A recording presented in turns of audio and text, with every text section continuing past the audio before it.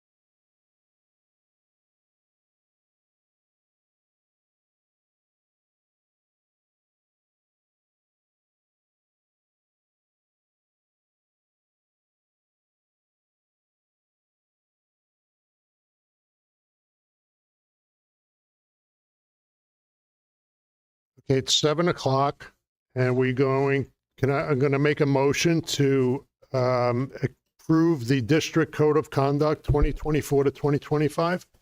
Have a motion? Motion. Motion by Pat, Second. second by Rose. Any discussion? Please proceed to vote. Aye.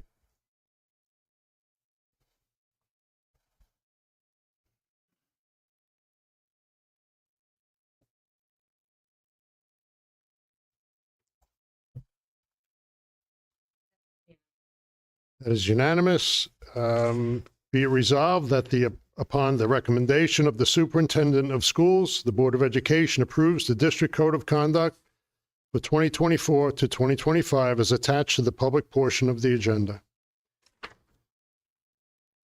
Can I have a motion to adjourn? Motion by Tammy. Second by Pat. Please proceed to vote.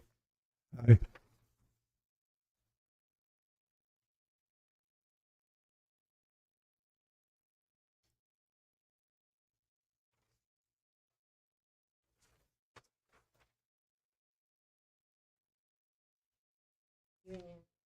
That is unanimous. It is 7:01.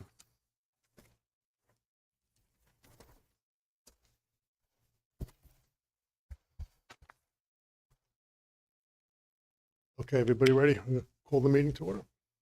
Good evening, everyone. We're going to call the regular board meeting to order. Would you please join us for the pledge?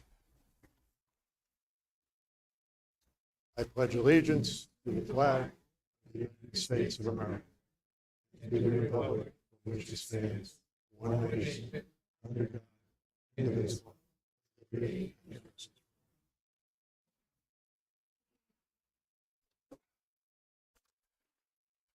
Good evening, everyone. We're going to move to item number 2 is correspondence. I don't think we have anything tonight. Move to item number 3 is public comment session for items that are on tonight's agenda. Don't seem to have anyone signed up. Moving to item number 4 is presentations and guests. We have 3 things tonight, and the first one is the winners of the Rolling V Bus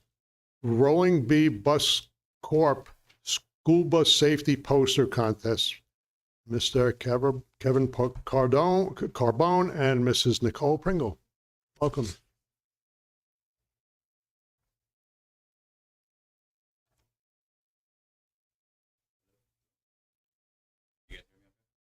No. It's not on. You have to put it on the side. The other side.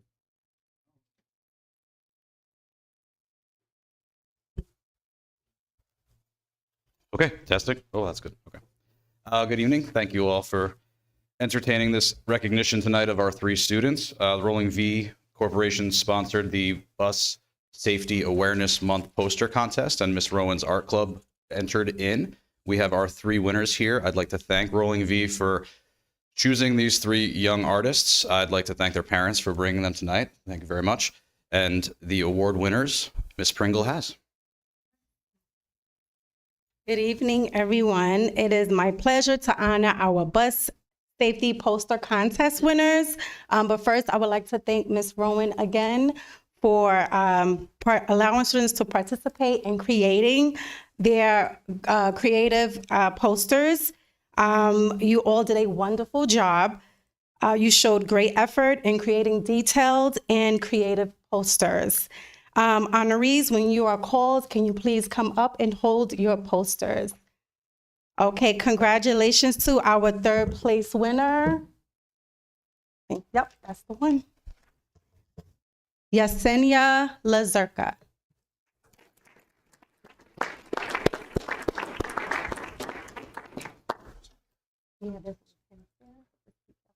If you want to stand over here and show your posters, that'll be great.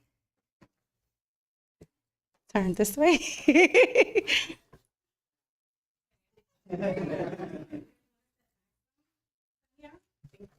Will you tell us why you chose that picture?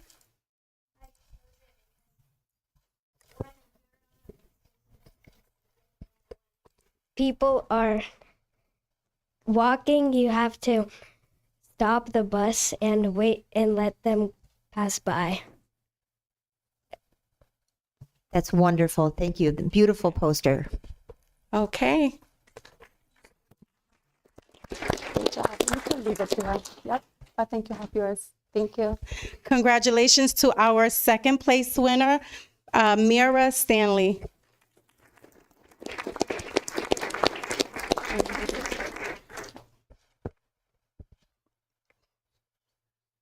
And you can stand right there and tell us if you want. You can tell us why. Can you just tell us a little bit about your poster? Yes, why I chose the seating of safety because when you fall off a seat and the bus is driving, you can injure your head or your body, or you can also distract the driver, and the driver can also run into things, and it can make really bad injuries. So if you're sitting safe and you're not messing around, like doing cartwheels like the trampolines, then you're gonna probably get injured really badly. No. Okay. Great job. Just show them again. Yeah. If I may, maybe just have her turn around because the people at home Yeah. want to see her You and the poster. Mhm. Hope you didn't mind. No, Thank you. you're welcome. Congratulations again, Mira. Thank you. And our 1st place winner, Ashlyn Wyant.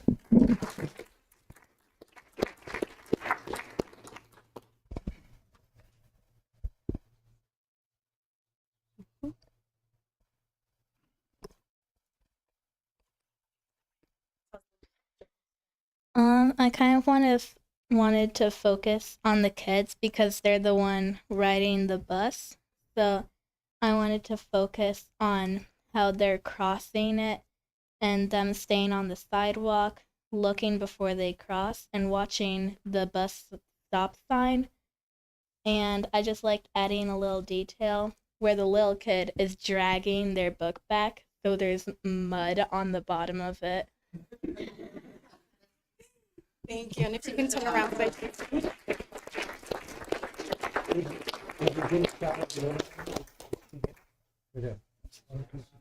Does she get?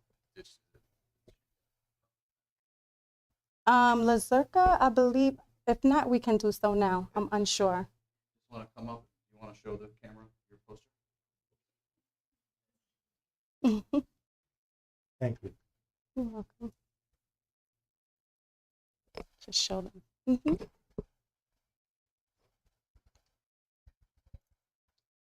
Great job. Congratulations to all students who participated, and congratulations to our winners. Thank you.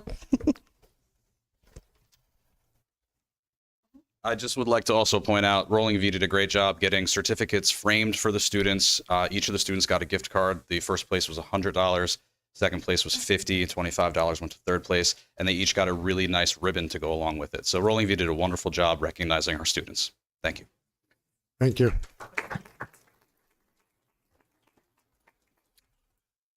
Our next item is going to be the administrative presentations.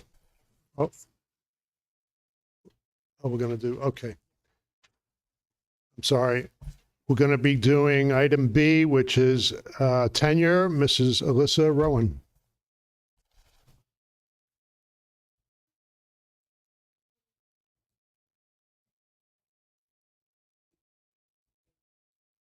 Good evening. Got it. I got it. Yep, testing. Okay. Good evening again. I'm standing tonight to recommend Miss Alyssa Rowan for tenure within our esteemed school community. Throughout her tenure at Tri-Valley Elementary School, Miss Rowan has consistently demonstrated her exceptional skills, dedication, and commitment to fostering an inclusive learning environment. Mrs. Rowan joined TVES as an art teacher and is currently servicing our pre-K through fourth grade students in the art class.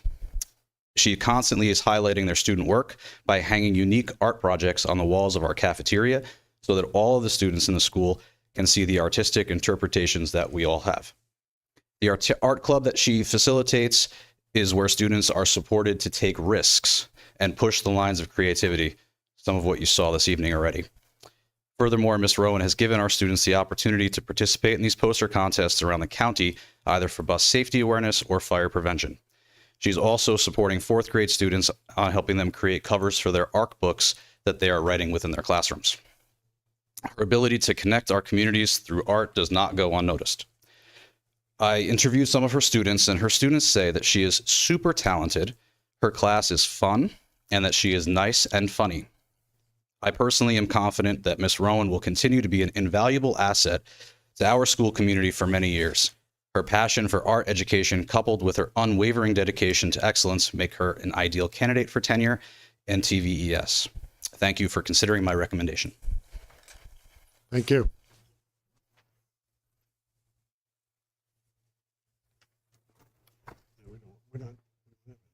Yep.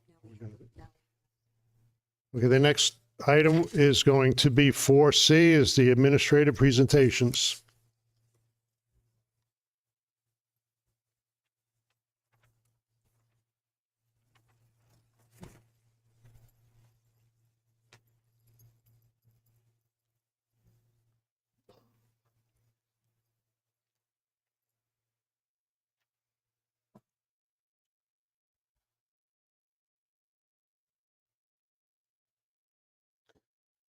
Well, we'd just like to again congratulate all our contest winners for a wonderful time. Congratulate Ms. Rowan on her recommendation for tenure. We are very happy to have her and our students. So we're just going to skip over to ours. So good evening, everyone. It's nice to be back after that long break that we had. So even though we went into break, we had a lot of busy things going on, especially in the elementary school. So Ms. Petit is here because she's really been spearheading this project.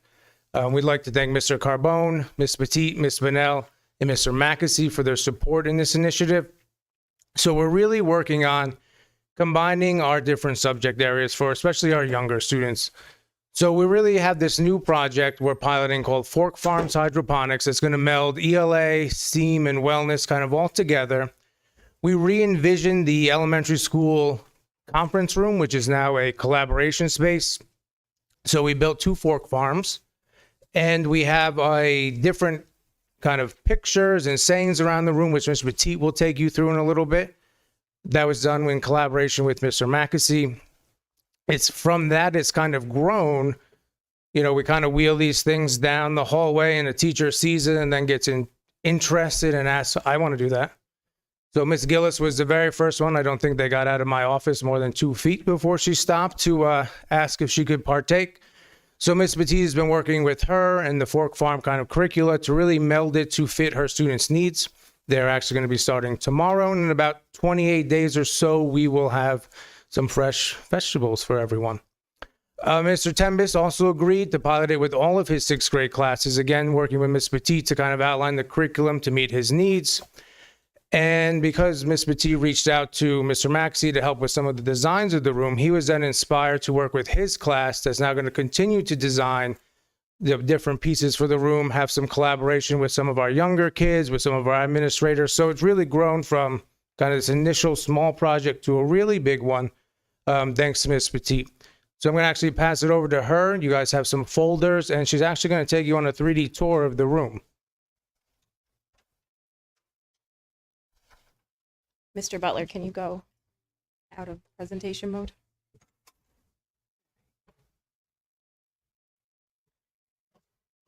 So when you walk into the room, you'll see the room has sort of been transformed.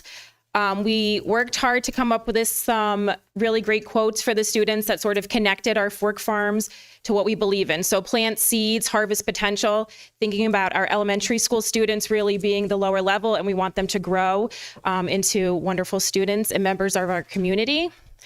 We have a table here for student collaboration. Our new title, Elementary School Collaboration Space, which you can see from the windows when you walk through the cafeteria. It's kind of positioned nicely, which has really also intrigued student interest. We have our Promethean ready to go. We're keeping the bike in there, so when we get our fresh lettuce, maybe some smoothies can be made as well. Another quote, the best way to get smarter is to keep asking questions, just reminding our students that, you know, to keep asking questions means that you're growing as well. We have some new tables and chairs in here, which I know the students are going to feel special sitting in with the rolly chairs and the rolly tables, but a great way for some collaboration amongst small groups happening in this room. And then here are our 2 fork farms, which are hydroponic gardens. So hydroponic gardens require no soil for plants to grow, and they don't need any direct sunlight. They're able to use sort of this artificial light here in the middle. So they'll be put on a timer where the lights will turn on. The water will sort of flow from these basins in the bottom up through the tubes, and it will water the plants. And in about 28 days, they say one of these can garnish about 20 pounds of lettuce. So that's sort of the room, and we're really excited for our students to come in here to collaborate. They're going to be working on some math centers, some ELA centers, measuring and graphing and sort of putting it all together. At your seat, you also have a folder that we've created. So what we envision for these students is sort of housing all their work in these folders. And there's this great badge program that comes with it. And you'll see sort of on your folder, you have a special badge. Everybody has a different badge. And in the program, the students are going to explore these hydroponic gardens and earn the badges as they work their way through. So you have a description of each badge that's in there. Hydroponics, assembly, planting the seeds, transplanting, observation. I really like the inventors and sustainability and sort of just being a problem solver. We really want students to sort of work through these real life situations to sort of put it out there so they can learn how to be independent thinkers and how to kind of go forward knowing that they've made an impact on their world. Does anybody have any questions? Yeah. What are we going to do in 28 days with all this lettuce? So we would, I mean, the options are endless, but you know, wouldn't it be great for the elementary school to sort of have a salad bar or have the kids who've grown this sort of serve people what they've grown? So and that is an option. We can do that. I mean, yes. Okay. Awesome. In the folder also is a story about sort of Benny the Bear. Got it. and growing his in his hydroponic garden, and sort of what Benny the Bear sees as the future as well, which, you know, is serving the community, donating to our students here or to local pantries so that we're feeding people fresh food.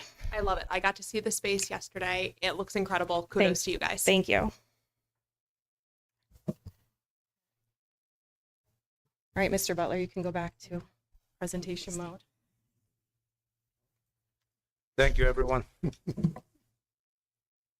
Thank you.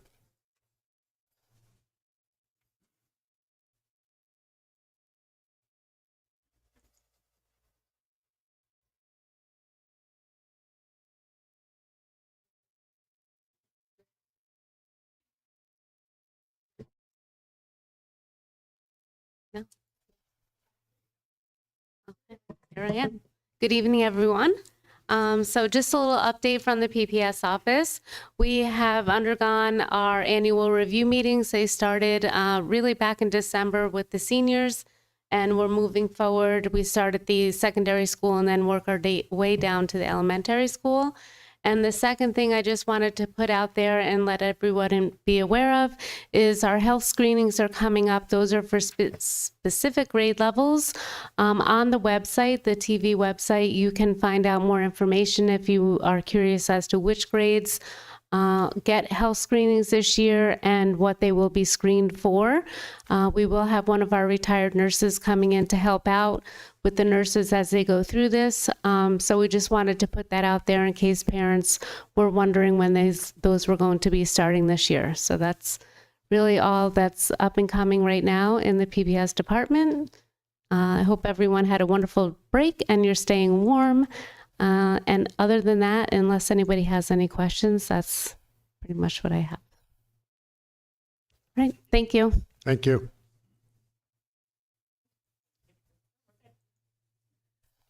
Okay, good evening, everyone. As Ms. Cornish mentioned, we're all certainly trying to stay warm. Today felt warmer just because it was not in the negatives, but we still have some pretty cold temperatures out there, which kind of leads into the first part of my presentation, talking about the McKinney-Vento Act and my role as a liaison for the district. This school year, I was appointed by the Board of Education as the McKinney-Vento liaison, and we certainly have had a lot of action, let's just say, with that title. And, you know, as we're talking about those cold temperatures, one of the things that the McKinney-Vento Act allows for is for any families who are experiencing some kind of temporary housing conditions. For example, if you have any students at this point whose families have, oh goodness, and I hope it never doesn't happen in my house, but when their pipes freeze, or if they have any kind of conditions that displaces them from their permanent residence, this McKinney-Vento Act has the opportunity to be able to maintain the students' academic educational days. So if the family is displaced, for example, they can't be in the home, the pipes froze, there's no running water there, they move over to a family member's house that's outside of the district. One of the opportunities that we have under this act is we can actually provide busing for those students to be able to be brought back into our district as they're in their temporary housing conditions. Now, of course, this does not cover students who don't live in our district, who have permanent housing outside of our district. This law is specifically for families who are struggling, who are finding themselves in this kind of predicament, which all of us understand that being a homeowner or having a residence and having our children who want to be able to turn on the faucet, and that does not happen, that absolutely causes families to have to be displaced. Now, one of the other opportunities that this McKinney-Vento liaison enacts is the opportunity for us to be able to support families who are struggling, especially students who are struggling. And that's when a lot of the resources are important. So as of right now, we have the opportunity to be able to afford students during these cold temperatures. We have jackets, we have boots, we have absolutely accessed the bare closet that we have here in the secondary school for those exact means. So I've been able to take some of our children who we saw walk down the sidewalk with no jackets on and be able to say, you need a coat, let's go find you a coat. I actually had a parent reach out the other day, and she was saying that her child needed boots, and unfortunately they're in some financial constraints at this time. And that is one of the things that we're able to do under this act. When we talk about, does this cost the district any money? There are title government funds that cover these kinds of resources that students may need. And I would like to mention, as far as our community support, I mentioned the Bear Closet, which is donations for students who are in need. In that closet, we also have students who have been accessing that space because there are donations of basic toiletries that some of our students unfortunately need to be able to have. I would like to thank the custodial team. They've done a great job of being able to supply us with some resources. We have some opportunities for some of our students to be able to wash their clothes. We also have some opportunities for the students to be able to have donations made to them of microwaves. We've had some toaster ovens donated. And again, these are just basic essentials that some of us think are basic, that we take for granted, that unfortunately some of our families do not have in their homes, especially if they're facing a crisis as far as what their living conditions are, with limited electricity and opportunities for them to have a warm meal for their children.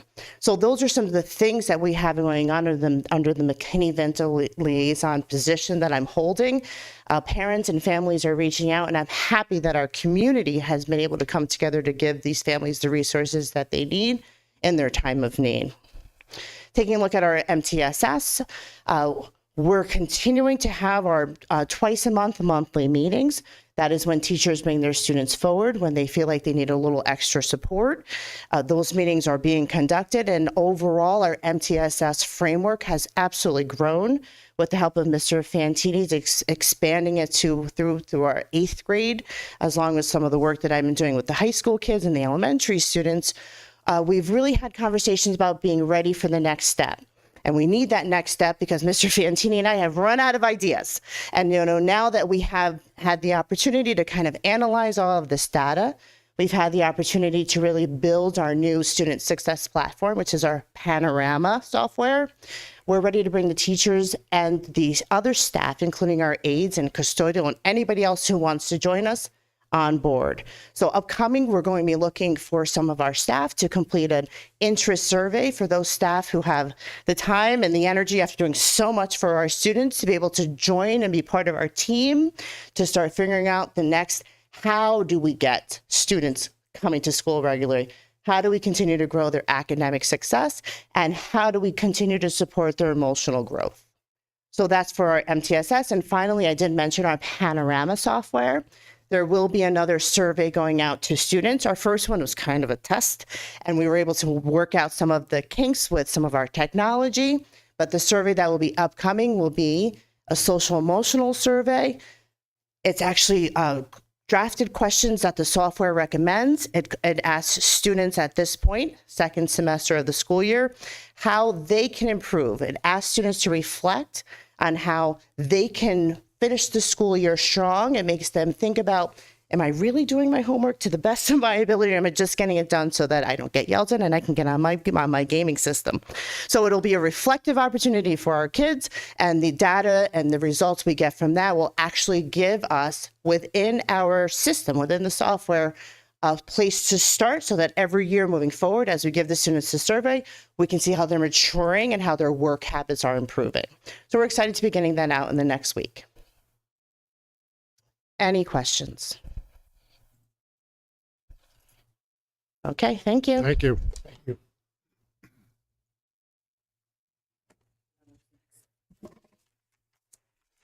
Do you know where we're going? Great, take that.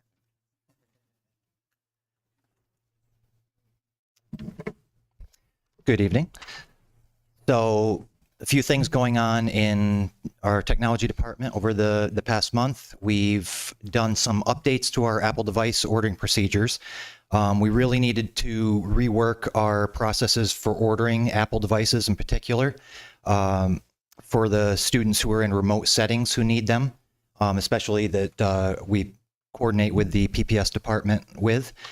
We've had some recent failures, and there's really no other way to describe them than failures, that showed us quite plainly that we needed to change those procedures. So we now have a draft procedure in place that we really looked at all of the different places in our previous procedures where things had gotten through the gaps or there had been failures in that procedure, and we said, okay, these are the areas we need to improve.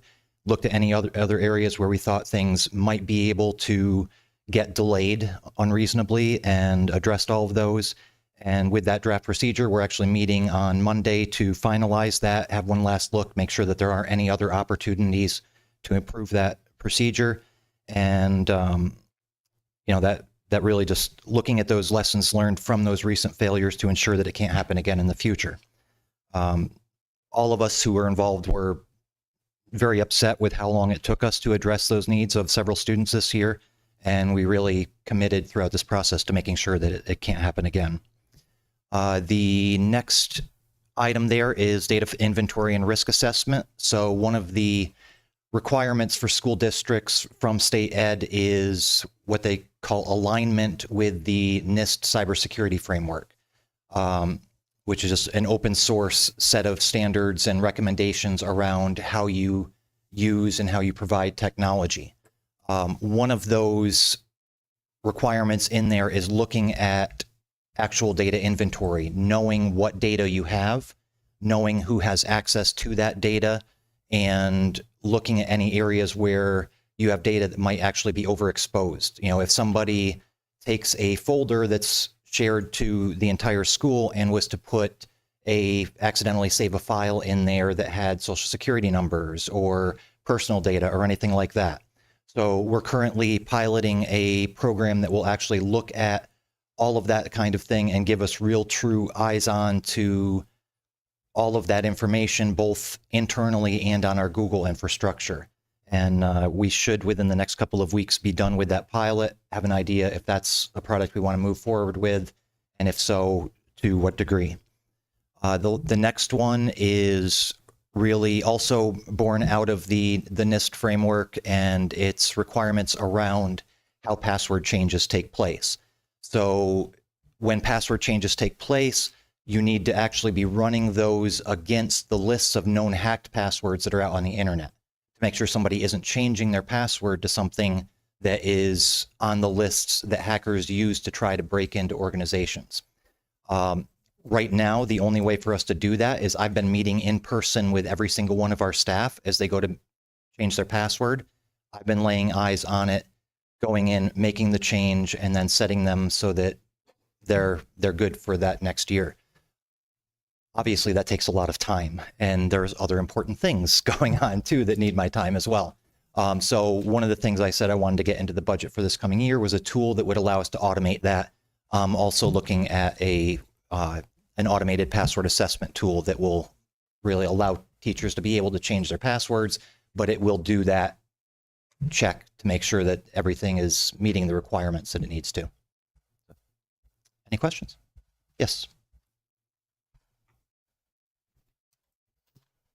Do you have an approximate cost on the automated password assessment tool? I do. I have the line item in my proposed budget. I don't remember off the top of my head. I'd have to look it up. That's the lesser of the two expenses. That's actually not what I would call cheap, but not as much as I feared it might be. And I'm looking at some other options as well on that, just to make sure that, we have a tool in place that'll do that, but we're not wasting money on, we're not spending money for a tool where we can get something else for half the price that does what we need it to do. So I am evaluating a few different products on that front. The data inventory and risk assessment one is the one that, when I looked at the pricing, kind of made me gulp a little bit, and we're going to look real close at exactly what information, how valuable the information is that it's providing us, and whether the investment is worth what it gives us before we throw that into the budget for next year. No problem. Any other questions? Thank you very much. Thank you, Aaron.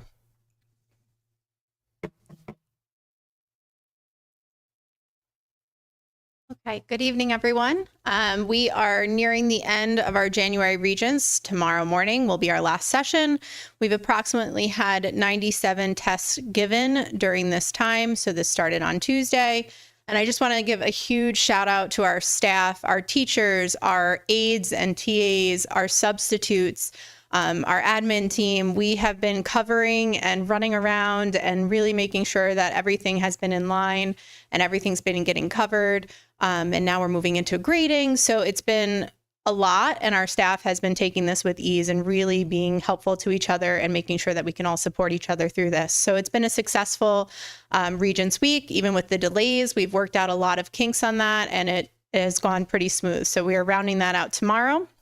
We were also able to provide after-school review sessions for most of our regents, and that was based on teachers being willing to stay after school to work with these students and provide these sessions for them. So we had a lot of those going on prior to the regents, and that was very successful as well. We are looking forward to a student council members conference that's coming up on the 31st with Duncan Kirkwood. So this is brought to us by Suni Sullivan and Sullivan BOCES.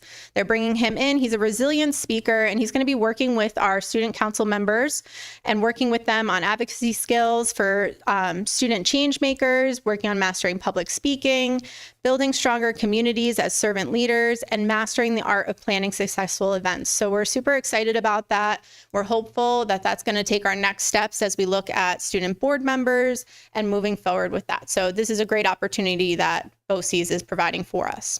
We also just recently had sent our students on the Martin Luther King Jr. Day of Service that Sullivan County hosts every year. This is the 4th year for that, and we sent 9th, 11th, and 12th grade students on this day of service.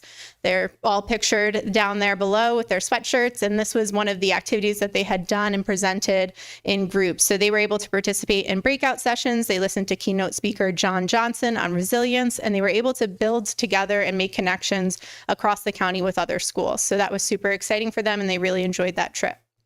We have our 10th grade BOCES CTE program field trip in the works. That should be happening within the next couple of weeks. We're waiting for confirmation on our date. And that is where our 10th graders get to go over to Sullivan BOCES and SUNY Sullivan in order to see the CTE programs, get some interest out there so we can start planning next year and who's going to be attending our programs. We are also working with our staff now as we start to look forward to next school year already on electives and new course offerings. We're working with our curriculum coordinators. Our teachers are creative and coming up with some new course offerings that they've heard students might be interested in, and really starting to get and gather our electives and things for next year. So that is in the works as we start to move forward at looking at our schedule for next year. Any questions right now? Thank you. Thank you.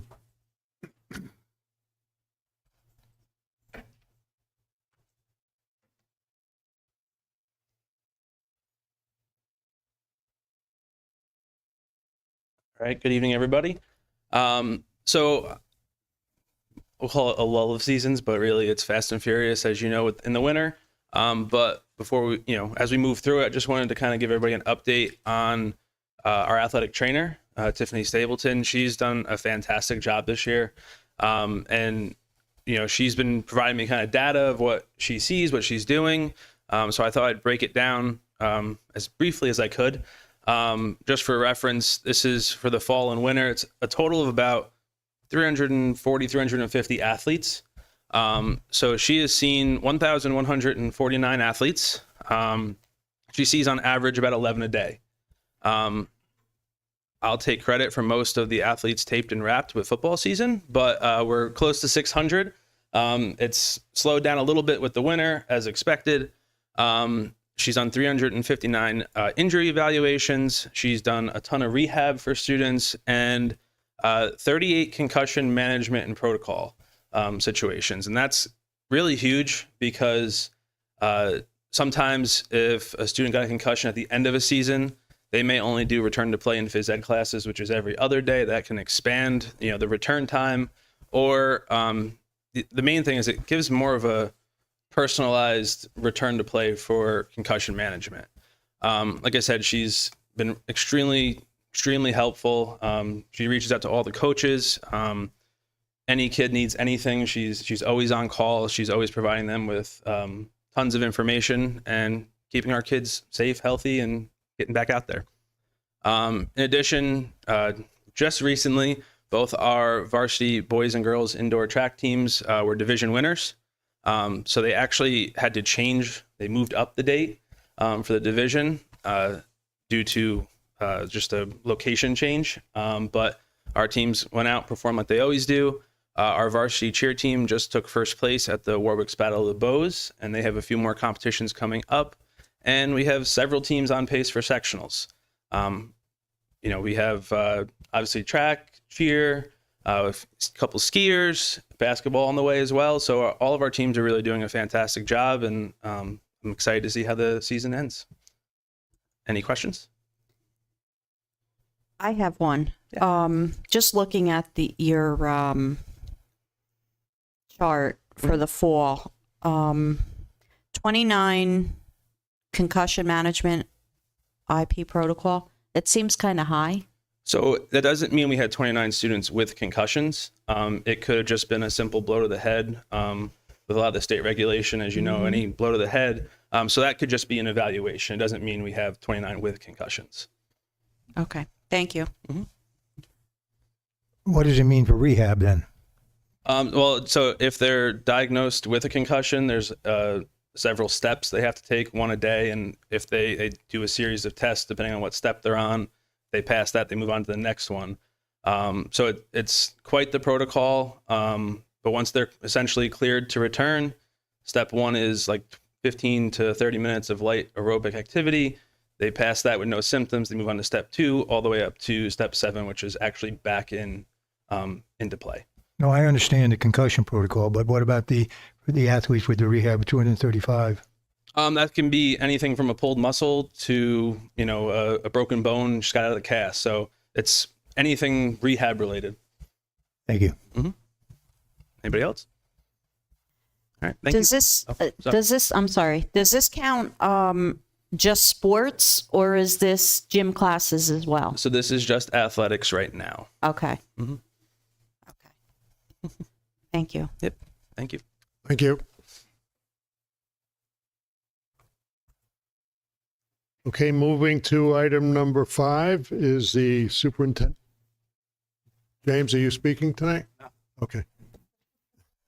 All right, just checking. Moving to item number 5 is the superintendent's report from Ms. Erin Long.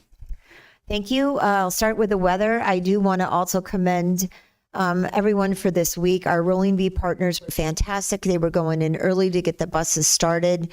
Some of our neighboring schools had issues with even opening school. They couldn't get the buses going, and our folks were great.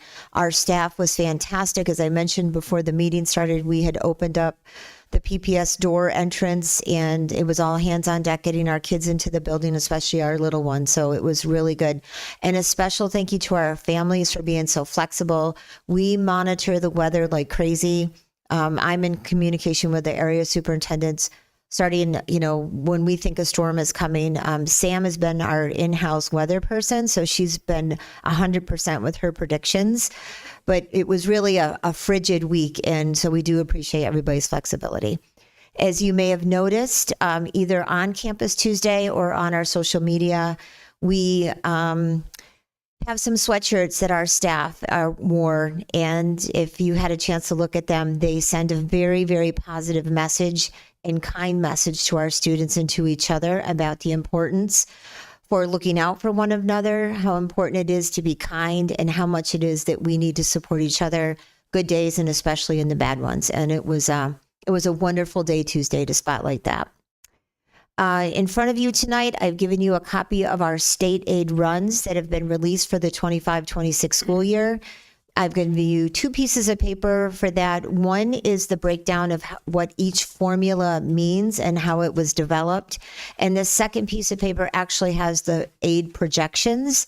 We know that the governor committed to providing each school district with at least a 2% increase in aid. And as I went through and skimmed, the districts across the state, just about everybody did get a 2% increase. A few got a few more, but I think it was the right direction for us. It would be most beneficial if the governor could commit to giving us a percentage every year that we knew was coming. It would really help with our budgeting process.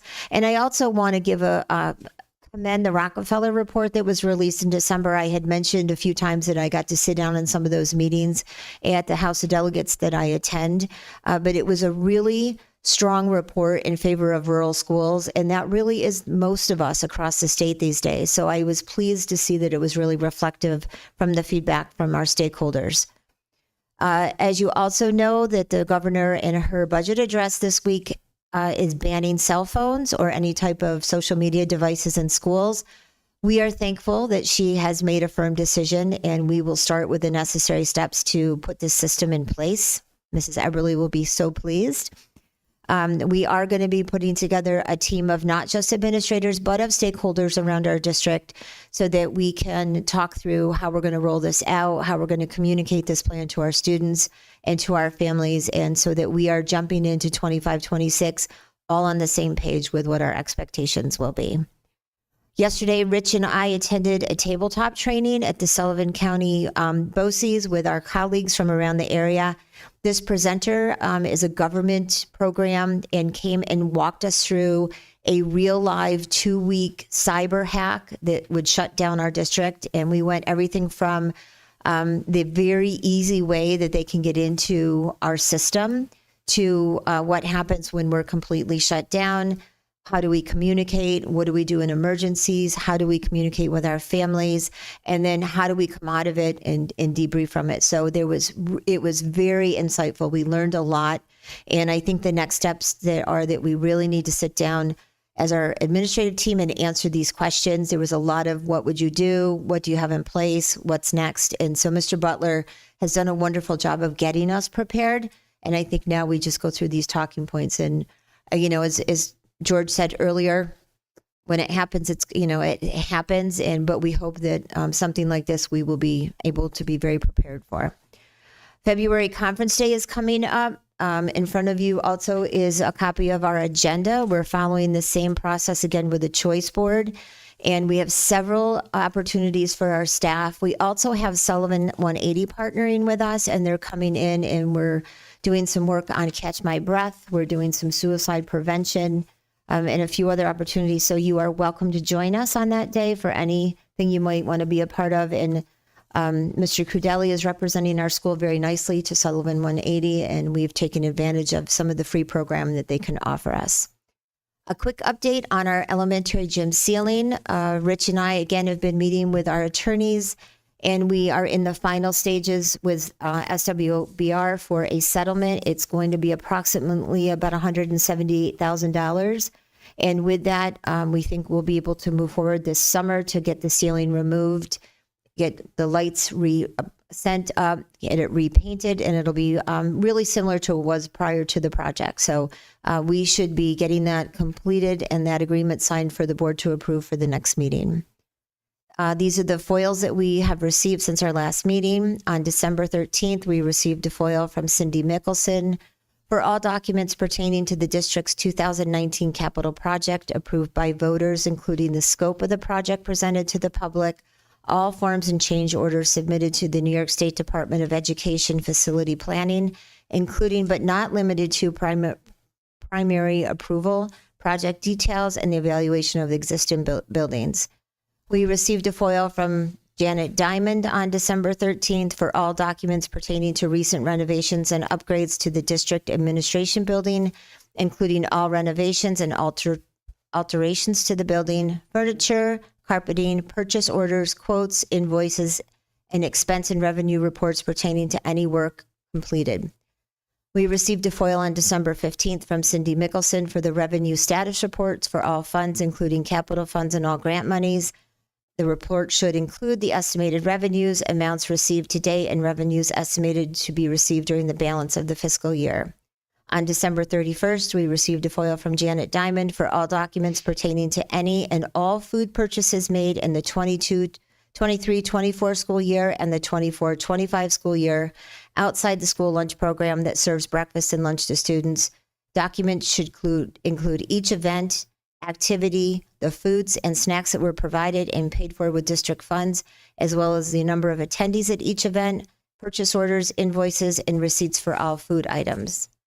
On January 15th, we received a foil from Charles Rudolph from Smart Procure, in submitting a FOIL to the district for purchasing records from September 4th, 2024 to current. On January 15th, we received a FOIL from Janet Diamond for the scope and final capital project, proposed project, and the final project that was approved. On January 23rd, we received a FOIL from Cindy Mickelson it says since $200,000 for classroom subscriptions, and the budget codes were 2100-4501 and 2100-455-02, seem excessive for a student enrollment of 884 students. Please provide purchase orders, invoices, and expense reports for these two budget codes for the 24-25 school year. This caught our eye this morning when it came in, and when we went in and looked at the budget codes, what we saw that was that when the budget description were created a couple years ago, there was a typo. This is meant for supplies, and so at the elementary school, it's listed as supplies, but the typo that was typed in when the budget description was entered into the WIN cap, they put the word subscriptions, not supplies. So we will address that as it comes in. That's all I have. Okay, thank you. Moving to item number 6 is items the board wants pulled from tonight's agenda. Anybody? I have number 10, please. Number 10? Minutes. What's that? The minutes, number 10. You want to pull the minutes? I want to hold a minute. I want to talk about it. It's item number 10. Item number 10.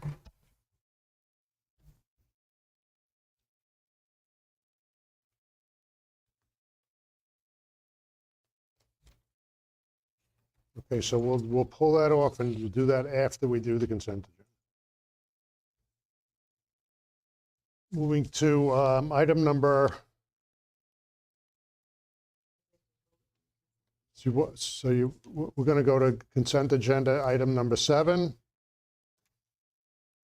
And can I have a motion to approve the entire consent agenda except for item number 10? Motion. Motion by Pat, Second. second by Rose. Please proceed to vote. Aye.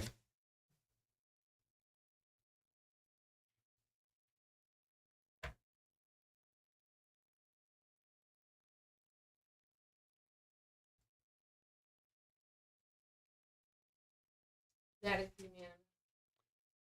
That is unanimous. Thank you. Be it resolved upon the recommendation from the superintendent of schools, the board approves the entire consent agenda except for item number 10, categories 7 through 12. I also want to say congratulations to Ms. Rowan. Thank you so much for all you do. Just with tonight was a perfect example, and we are delighted to have you on board as a tenured teacher.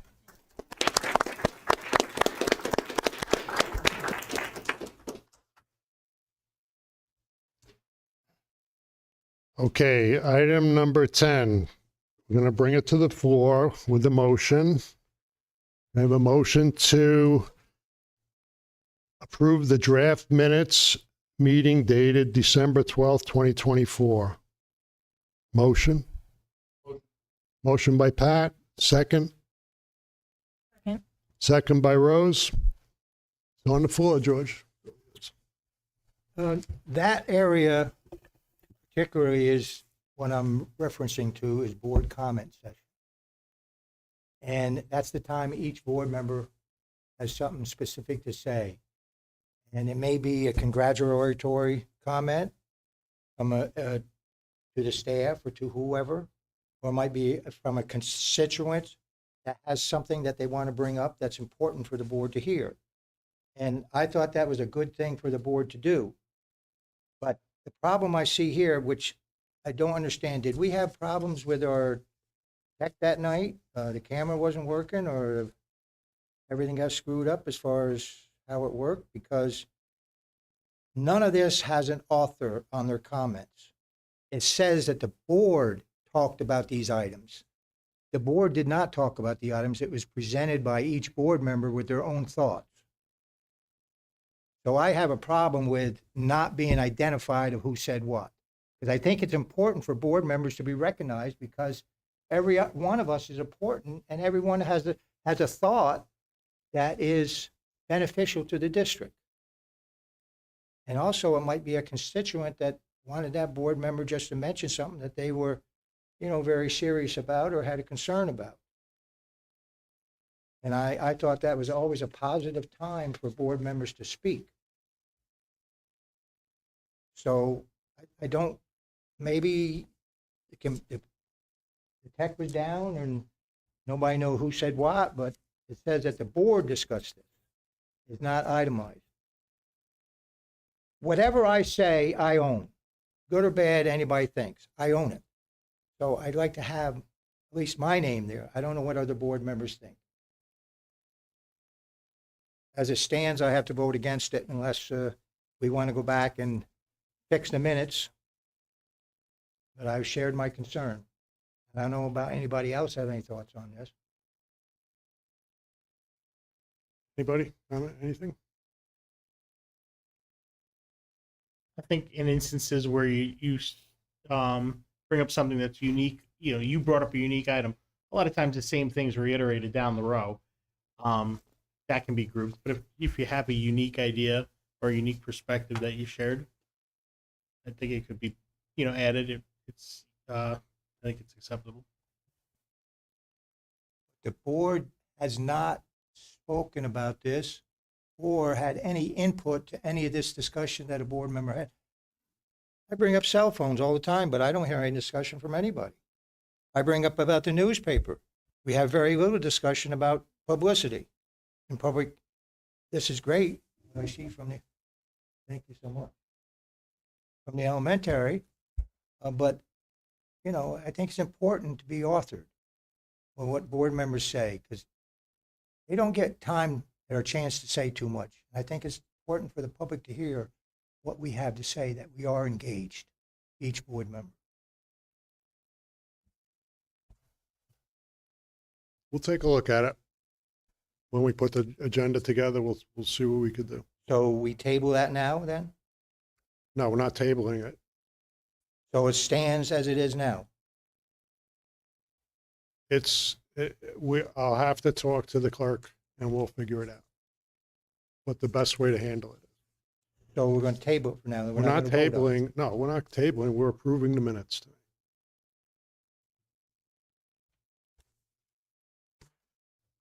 Well, we're going to vote on it, right? We're going to vote on the minutes tonight. If the board wants to not accept it, we can not accept it.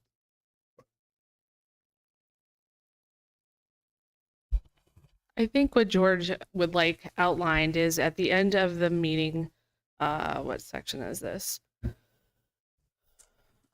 On 19, just individually state Nicole Berkey, whatever Nicole stated, whatever Rose stated, whatever Pat stated, so that it's highlighted and it's archived in the meeting minutes. And I'm not opposed to putting things on hold right now if it's easy enough to go back and easily identify. If it's not easily identifiable, I don't see any reason to hold the meeting minutes, but moving forward, it should be outlined if the rest of the board agrees.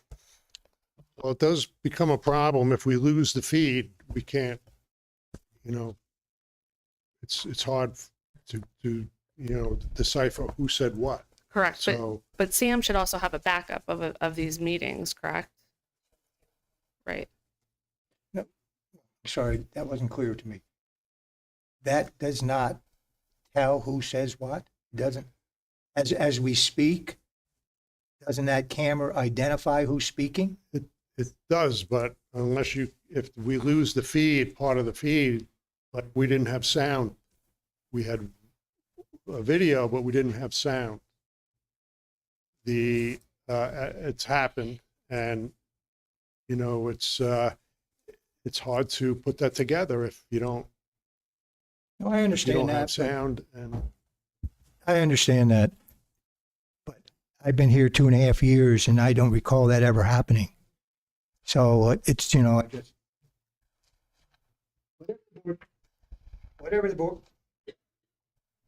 whatever the board decides.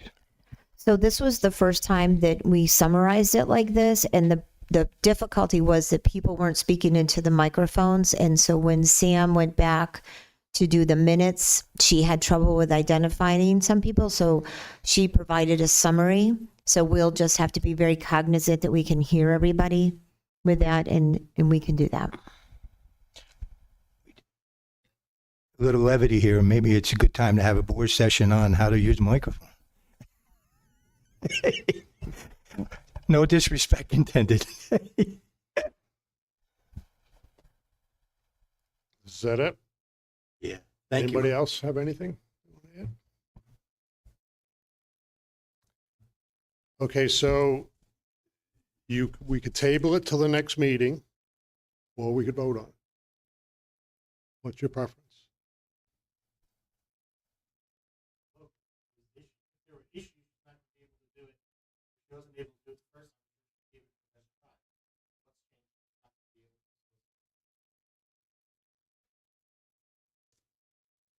But we don't know that without looking.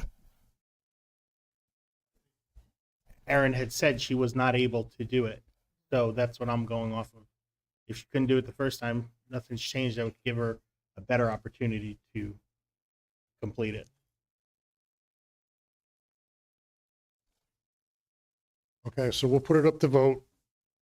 I need a motion to accept the draft minutes dated December 12th, 2024. Motion? Motion. Motion by Pat. Second. Second. Second by Rose. We'll do it as a hand vote. Please proceed to vote by hand. It's, Is that yes or no? 4. Well, This is- yes, for approving. Yes. Approving. 1, 2, 3. We have 5. Yay. 2. Nay. Right? Nay. So we will not be on this format at the next minutes then? So we're I not said going we would look into it and see what we could do. Be resolved that upon the recommendation of the superintendent of schools, the Board of Education accepts the draft minutes of the meeting dated December 12th, 2024, as attached to the public portion of the agenda. Moving to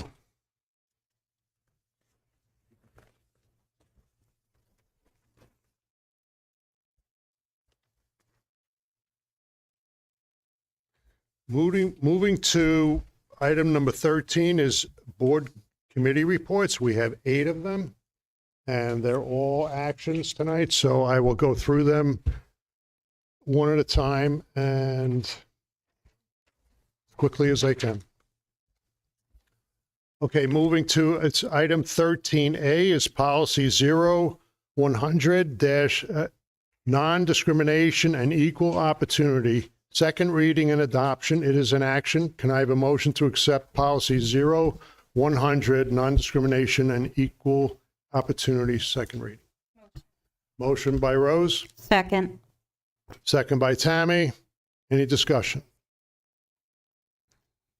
Please proceed to vote. No. And the reason I'm voting no is a lot of these policies refer to Title IX. Title IX was developed for female athletes to have a program if the kids wanted it and school had provided. And that was done in 1972. And a lot of these things, these policies today, one of them says, this one here specifically says student activities.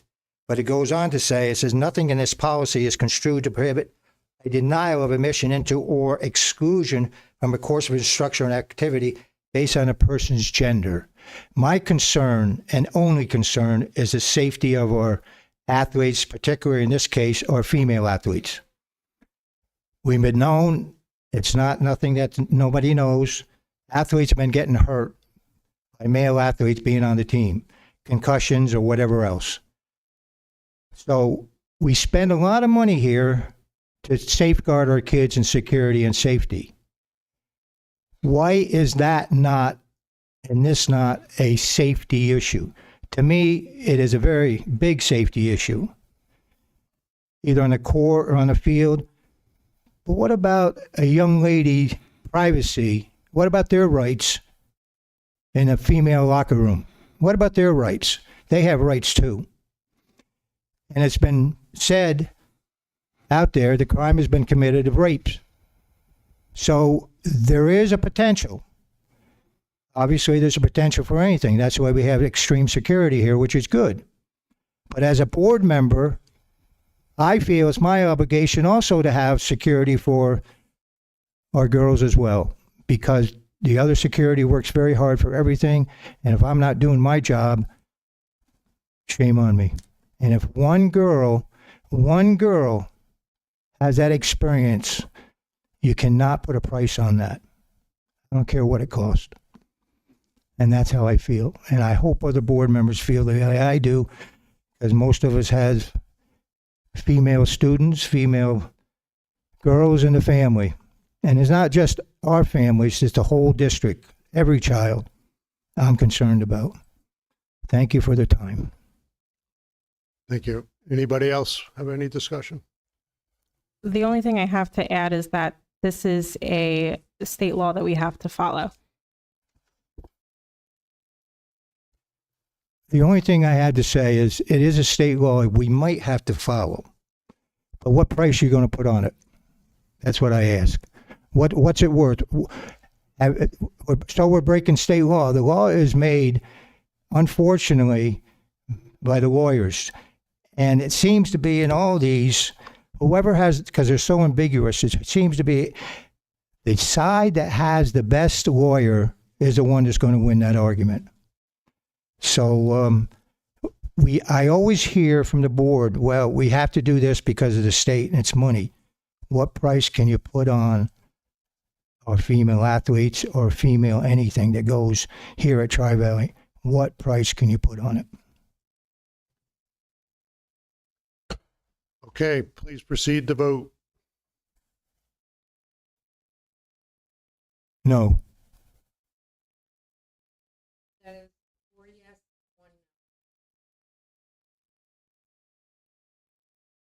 no. Say that again?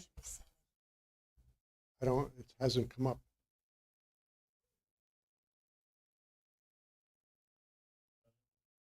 Yeah. Who's not in?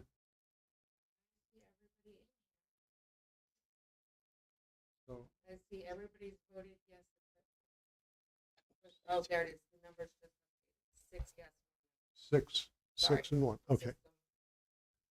Okay, that is 6 yay and 1 no. And be it resolved that upon the recommendation of the superintendent, the Board of Education has both reviewed and approves the adoption of policy 0100, non-discrimination and equal opportunity is attached to the public portion of the agenda. Moving to item number 13B is policy 0110, sexual harassment, second reading and adoption. It is an action. And I have a motion to accept policy 0110, sexual harassment. Motion. Motion by Rose. Second by Nicole. Any discussion? Again, this has to do with Title IX, and it's a reference to Title IX. All right, but we don't need to go through this again. Okay, but this is also a local policy. It says local right on it. Is not required. This isn't only related to Section 9, it's sexual harassment in general, correct? Yes. What do you mean by in general? If you read the entire thing, Title IX is just one segment of it. There's sexual harassment in the workplace, sex discrimination, and sex-based harassment under Title IX, student bullying and harassment prevention and intervention. There are 3 different things that are in that, not just Title IX. You look at your cross references, that's what they're referring to.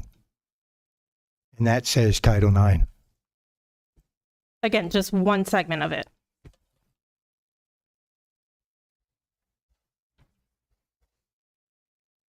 Anybody else? Anything?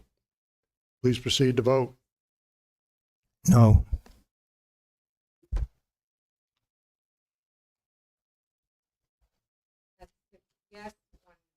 That is 6 yea and 1 no. Be it resolved, the Board of Education has both reviewed and approves the adoption of policy 0110, sexual harassment, as attached to the public portion of the agenda. Moving to item number 13C is policy 0110.2, sexual harassment in the workplace. Second reading and adoption is in action. Can I have a motion to accept policy 0110.2, sexual harassment in the workplace? Motion by Pat, Second. second by Rose. Any discussion? Please proceed to vote. No, again, it refers to Title IX.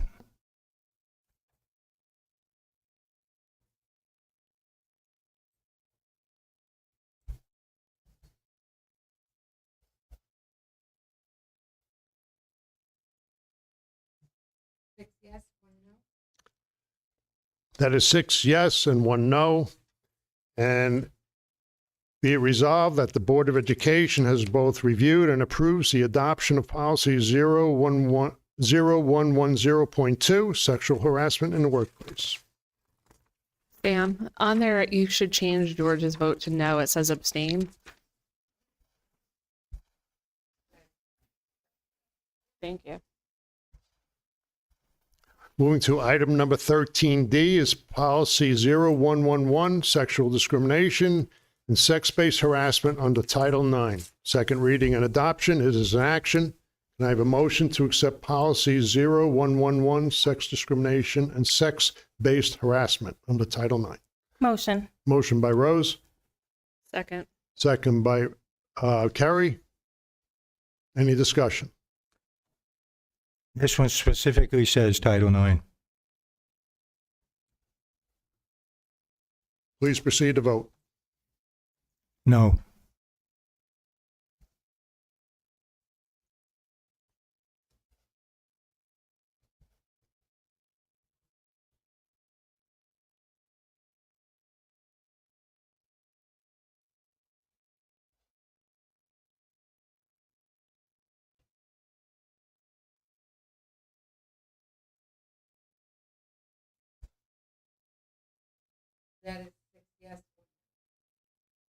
Six yes, 1 no? That is 6 yes and 1 no. Be it resolved, the Board of Education has both reviewed and approves the adoption of policy 0111, sex discrimination and sex-based harassment under Title IX. Moving to item number 13E is policy 0111-E, sex discrimination and sex-based harassment under Title IX exhibit definitions. Second reading and adoption. It is an action. Can I have a motion to accept policy 0111-E, sex discrimination, sex-based harassment under Title IX exhibit? Motion. Motion by Kerry, Second. second by Rose. Any discussion? Specifically talks about Title IX. This one specifically talks about Title IX and its activities. Anybody else? Please proceed to vote. No.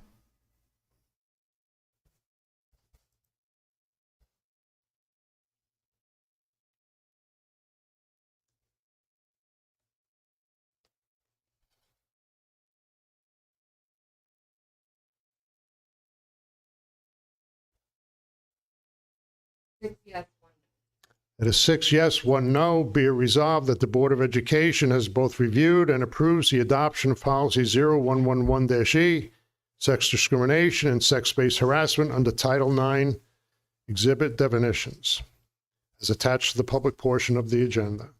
Moving to item number 13F is policy 0115-R, student harassment and bullying prevention and intervention regulation. Second reading and adoption. It is an action. And I have a motion to accept policy 0115-R, student harassment and bullying prevention. Motion. So move. Slow down. Motion. Motion by Rose, second by George. Any discussion? Please proceed to vote. Yay.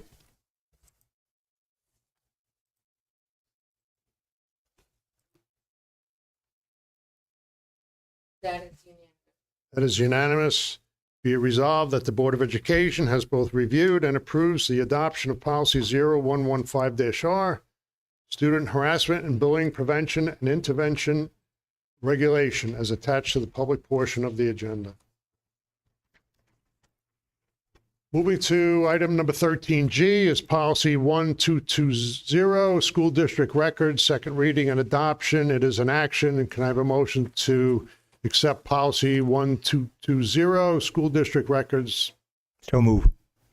Motion by George, Second. second by Nicole. Any discussion?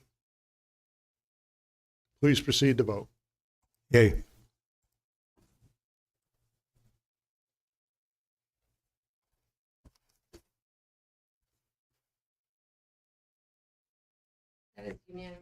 That is unanimous. Be it resolved that the Board of Education has both reviewed and approves the adoption of Policy 1220, School District Records. Moving to item number 13H, and it's the final policy, is Policy number 9520.6, Policy on the Rights of Employees to Express Breast Milk in the Workplace, second reading and adoption. It is an action. Can I have a motion to accept Policy 9520.6, Policy on the Rights of Employees to Express Breast Milk in the Workplace? So move. Slow down. Who we got? Rose? I have enough notes to Who is say it? yes. Who's second? George?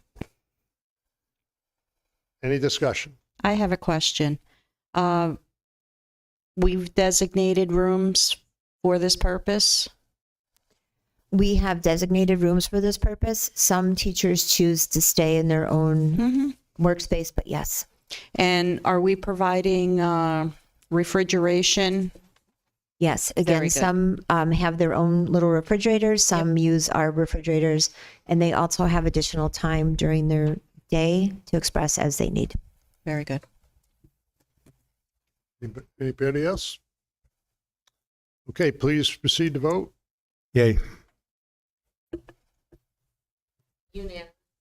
That is unanimous. Be it resolved that the Board of Education has both reviewed and approves the adoption of Policy 9520.6, Policy on the Rights of Employees to Express Breast Milk in the Workplace, as attached to the public portion of the agenda.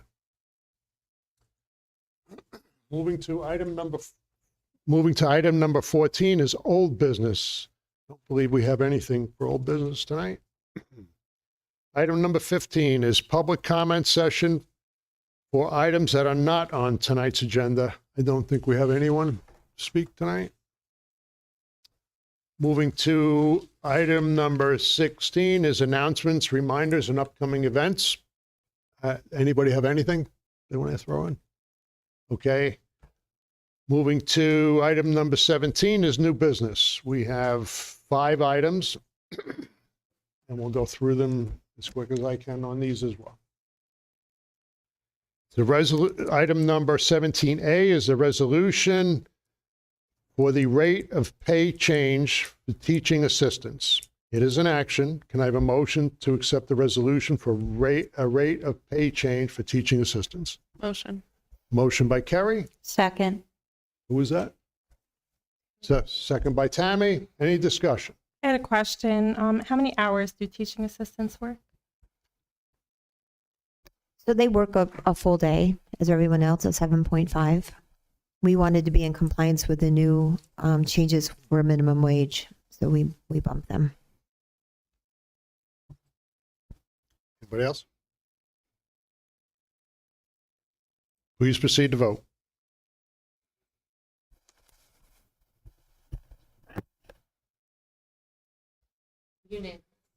That is unanimous. Be it resolved that upon the recommendation of the Superintendent of Schools, the Board of Education approves the rate change for teaching assistants to be in compliance with New York State minimum wage laws. This rate will change from $108 per day to $120 per day, effective January 1, 2025. Moving to item 17B, resolution increase the rate of pay for election workers 2024 to 2025. It is an action. I have a motion to accept the resolution to increase the rate of pay for election workers 2024 to 25. Motion. Motion by Nicole, Second. second by Rose. Any discussion?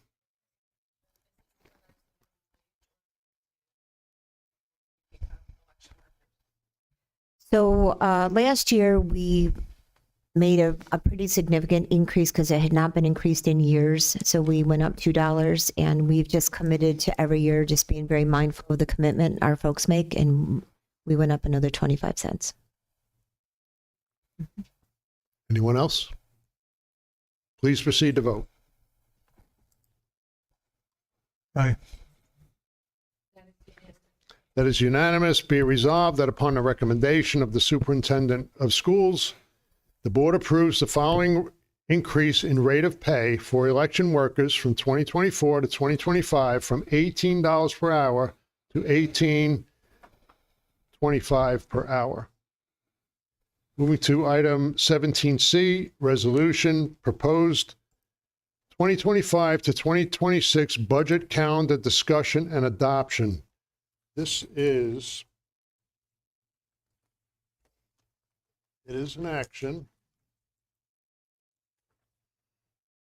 It is an action. Can I have a motion to accept proposed resolution for a proposed 2025 to 26 budget calendar discussion and adoption? Motion. Motion by Tammy. Second. Second. Second by Rose. Any discussion? So our deadline is April 8th for adoption of our budget, correct? So we have 3 meetings maybe, and we haven't even started to discuss it? So we're in line with our budget calendar. We will probably propose an additional meeting in March, and possibly an additional meeting. No, that should do it. But we'll be able to put all of our presentations together and get all the information out within that time. It is encouraging in what the governor said in reference to education funding. Mm-hmm. So it's a relief in some ways. Thank you. Mm-hmm.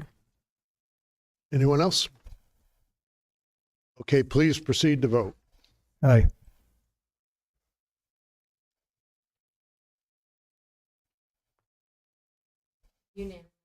That is unanimous. Be it resolved that upon the recommendation of the superintendent of schools, the Board of Education has reviewed, discussed, and adopts the proposed budget calendar for 2025 to 2026 as attached to the public portion of the agenda. Moving to item number 17D is Board of Voter Registration for 2025 votes. It is an action. Can I have a motion to accept the Board of Voter Registration for 2025 votes? Motion. Motion by Pat. Second. Second by Tammy. Any discussion? Please proceed to vote. Aye.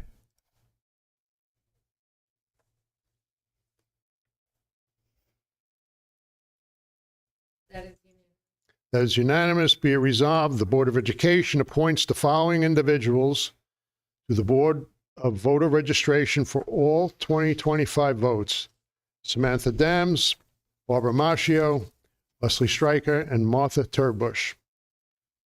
Moving to item number 17E is the school budget vote and board member election 2025 dates. It is an action. And can I have a motion to accept the school budget vote and board member election dates? Motion? Motion by Pat. Second. Second by Rose. Any discussion? There is no option. There is no option on that anyway. That's state law.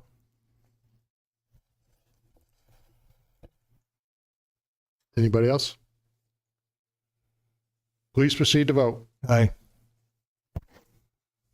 That is unanimous. Be it resolved that the Board of Education adopts the following dates for school budget vote and board member election 2025. A is an annual budget hearing, Tuesday, May 6, 2025, 7 p.m., Secondary School Lower Level Collaboration Center. Item B is a personal voter registration, Wednesday, May 7th, 2025, and Thursday, May 8th, 2025, 4 p.m. to 8 p.m., both days in the district office. Item C is the school budget vote and board member election day, Tuesday, May 20th, 2025, 1 p.m. to 8 p.m., secondary school, main downstairs gymnasium. Moving to item number 18 is board comment session. George? I have a question, if you would, please, on the foundation aid, if I may. In reading the paper that you sent out and comparing other districts that I feel, if this is the way they do a population. So there's two districts here that I believe is similar, would be Tri-Valley and Sullivan West, both 800 and some. I see specifically in foundation aid, we're 7.9 at Tri-Valley. They are 11.4. How do they decide a foundation aid? What goes into it? So Sullivan West has about 300 kids more than we do. How many? About 300 more. They're at 1,100 right now for enrollment. They do? Mm-hmm. I apologize. Okay, the next question sort of fills into that. Transportation. Ours is 1.88, and theirs is 1.2. They got more kids, and we got less kids. We got a higher transportation as what they do, by considerably, like 600,000. Why the discrepancy? They have a larger district as well. They may not have as many students that they transport. So they have walkers in their community. We don't have any walkers. We pick up every student. So we just might get more aid because we're busing more students, and our square mileage is bigger. I can't believe they have 300 more walkers. I'm just bringing it up because I'm concerned about it. That's all, especially our transportation cost. Mm-hmm. I don't know what their formula is. Every school has a different percentage too of what percentage of the state aid it is, and I don't know what their percentage is. So every dollar we spend, we get a percentage back, and theirs may be different than ours. I don't know what theirs is. I can check that and I'll get back to you. How do they determine that? It's through a state funding formula that has to do with poverty levels, income levels, and a bunch of factors. It's done by the state.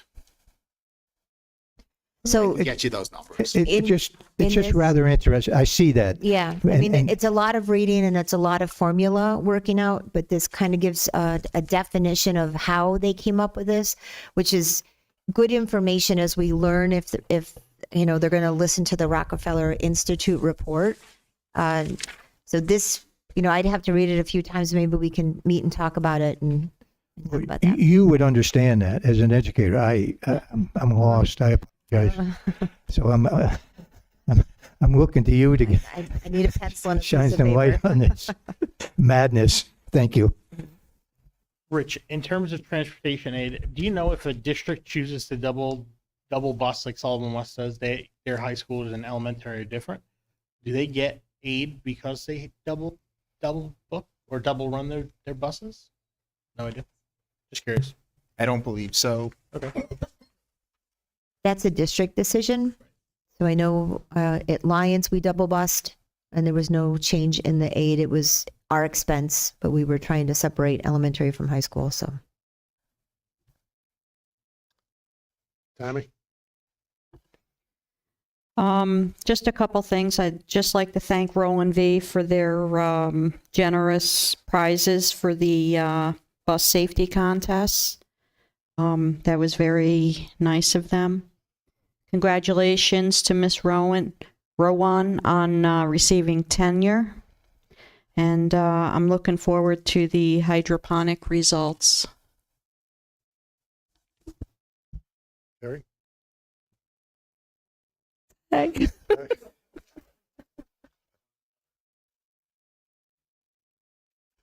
I just wanted to comment on the fork farms. I think that's an excellent idea, and especially the possibility of being able to send home fresh produce to many of our families in need. I think that would be excellent. I was curious, does our ag department do that as well with things they grow? So they have, sometimes they have a huge supply of leftover stuff and they open it up to anybody here that wants it, staff, students. So yeah, they're very generous. That's wonderful. Thank you. Nicole? I just want to say thanks to the administration for giving their presentation.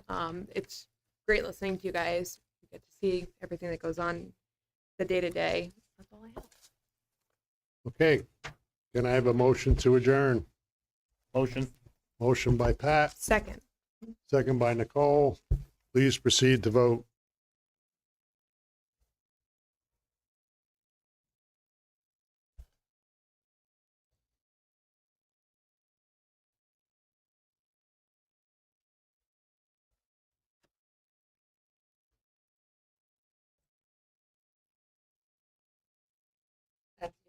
That is unanimous. Have a good night, everyone. 8:28.